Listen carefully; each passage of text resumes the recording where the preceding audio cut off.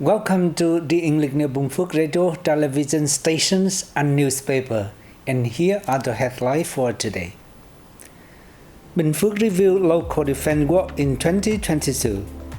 Bình Phước, Bình Dương promoting solidarity among youth. DECIC launched general planning scheme for Cửu Long River Basin's approved. And now other detail.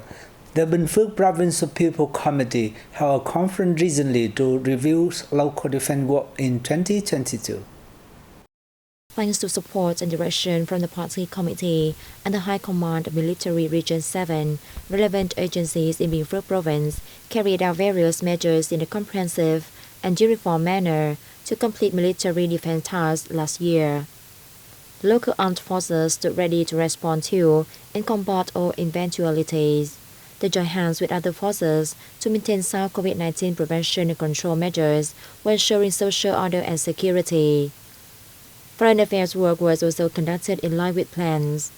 Major General Đăng Văn Lẫm, Deputy Commander Military Region 7, lauded the province's military defense achievements last year.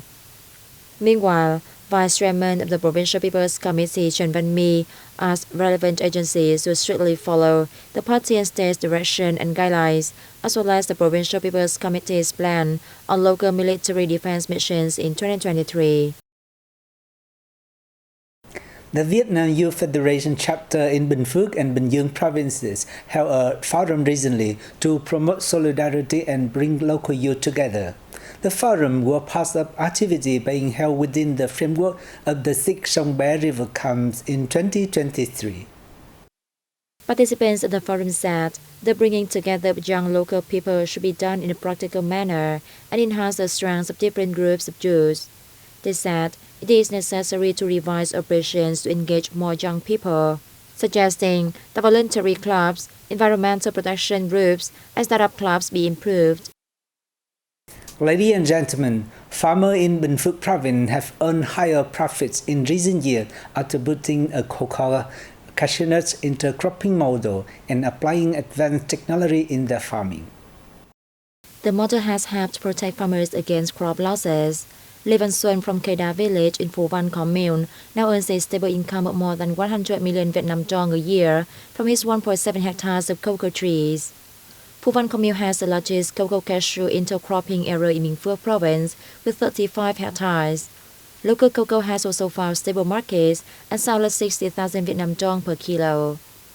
The local cocoa area increased by 3 hectares last year as farmers switched to intercropping cocoa and cashew trees.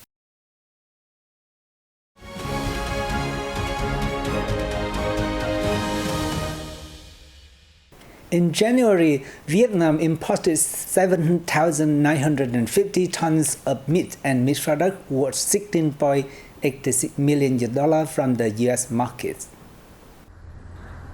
The Ministry of Industry and Trade's Import-Export Department said the imports from the U.S. made up over 22% of the total meat and products that Vietnam imported from 29 markets all over the world in the month. In the month, Vietnam imported over 35,000 tons of meat and meat products, worth $74 million, or a reduction of over 45% in volume, and 45% in value compared with those of December 2022. During the month, Vietnam imported over 4,900 tons of fresh chilled or frozen pork, worth $1.57 million from 15 markets. Of that, nearly 35% were imported from Russia, about 23.5% from Brazil, and over 21% from Germany. Deputy Prime Minister Trần Hồng Hà has signed a decision approving the general planning scheme of the Cửu Long or Mekong River Basin for the 2021-2030 period.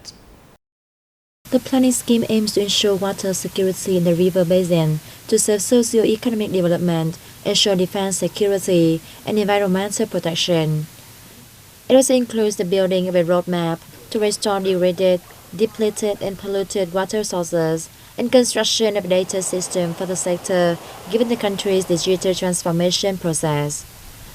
As per the freshly approved document, by 2030, 100% of cross-border flow monitoring sites will be monitored virtually and automatically, while the entire interprovincial water sources will have their wastewater receiving and load capacity made public. In addition, all urban wastewater will be treated meeting national standards before being discharged into water sources and public drainage systems. Facilities will be upgraded and constructed to reserve, exploit, use, and develop water sources, with 28 sub-regions lacking fresh water prioritized. The Vietnamese real estate markets have remained attractive to foreign investors and investment funds despite difficulty countering domestic firms, according to Insider. CBRE Vietnam's recent survey shows that Ho Chi Minh City and Hanoi are among top 10 most attractive destinations for transborder investment. Vietnam drew greatest attention from investors from Asian countries and territories, including Hong Kong, Singapore, and China. With a focused urbanization rate of 42% in 2025 and more people rising to the middle class, the country has become a magnet for real estate investment. According to a report by Poverty Guru Group, Vietnam's open economic policy and integration into global supply chains have made growth possible. If Vietnam's transport infrastructure of seaports, highways, high-speed railways, and airports is expanded and completed, real estate in Vietnam will be a more attractive destination for foreign capital, the report said. According to the Foreign Investment Department under the Ministry of Industry and Trade, the real estate sector drew the second largest amount of foreign direct investment among all sectors in 2022, attracting more than $4.45 billion, accounting for over 16% of the country's total. The maintenance and development of the weaving craft not only offer better livelihoods for Hmong women in the northern mountainous province of Hà Giang, but also attracts tourists from home and abroad. Women's talents and virtue. With diverse textures and colors, Hmong women turn rough flies into unique and colorful products.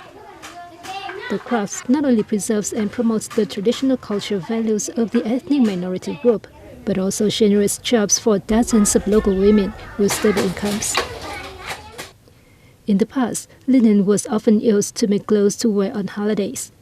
Now, to meet the needs of customers, it is sewn into dozens of different souvenirs such as backpacks, bags, towels, and sheets with beautiful designs. The brocade products of the Hmong people have followed tourists to many places at home and abroad, contributing to promoting and introducing the unique culture of ethnic minorities in Hà Giang province. The traditional brocades of linen products from the Hmong people in Hà Giang have been granted intellectual property rights and brand recognition and are found in 20 countries and territories around the world.